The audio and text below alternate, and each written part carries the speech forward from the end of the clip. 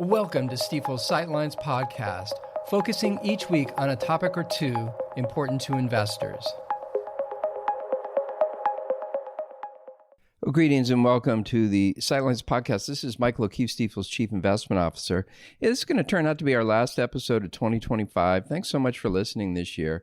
And really to send us off into 2026, I want to take a pause and talk about artificial intelligence, maybe not surprising.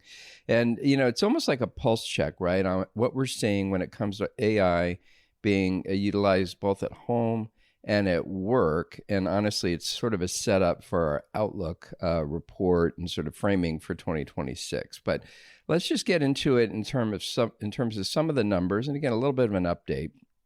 But I think the punchline is that AI adoption is just going very quickly. It's going very quickly on the personal front and on the business front. And what we're seeing for individuals, I imagine, but also more importantly for as investors, for businesses, but are really productivity gains and sort of early signaling of growth and sort of improvement, especially in terms of earnings.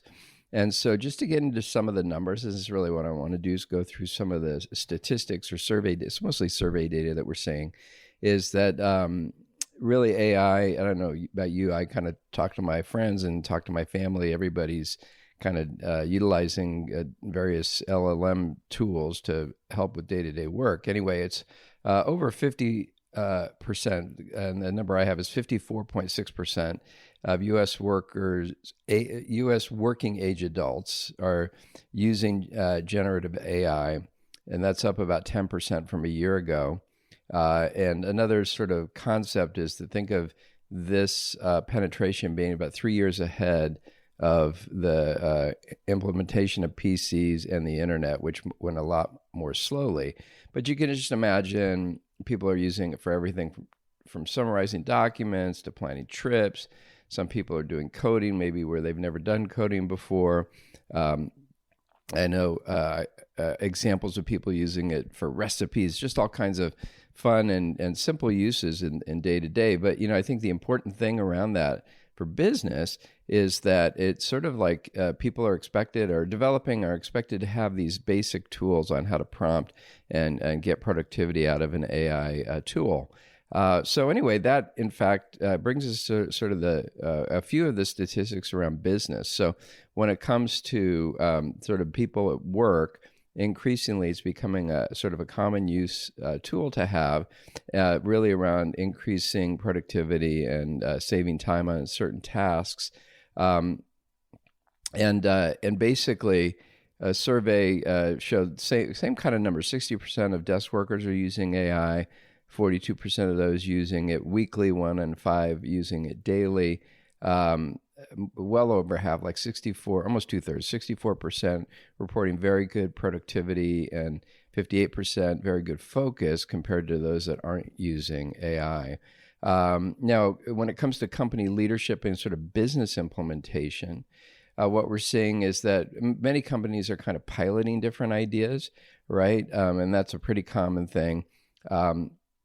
But then a smaller number are moving some of that work into more of a production state. So anyway, in terms of statistics, 71% of companies reporting Gen AI, at least piloting and all that in areas like marketing and sales, customer operations, product development, and again, back to the idea of coding, software engineering. And as it relates to areas or industries where this is being adopted more quickly and in a more penetrated way, of course, information technology, finance, interestingly, and professional services. Now, next up would be the idea that since a majority haven't yet scaled across the enterprise, so many of them are sort of in this idea of doing pilots and what might be considered a quote-unquote pilot trap. And so when it comes to that adoption, it's under 1 out of 5. So 17% by surveys of organizations have implemented AI at scale, and yet they're spending a decent amount of money on AI. And so there's this sort of gap between the idea that we quote-unquote use AI somewhere and the idea that we've redesigned workflows to utilize AI fully, right, in terms of some of those workflows. Now, coming back to the programming, and that it is something that I'm particularly interested in. One of the things that was launched relatively early and is easy to do is to have almost like an assistant coder as a software developer, right? So there's different ways in the development environments where you can implement with your coding, basically an LLM support function, if you will. And what studies are showing is that programmers that do that are about 50% faster with that support. And so that's a good example of a real tangible improvement. And honestly, that's speed, but also by my observation, it also can be around quality. And that can be sort of fewer errors, but also the quality of the code, readability of the code, all that kind of thing.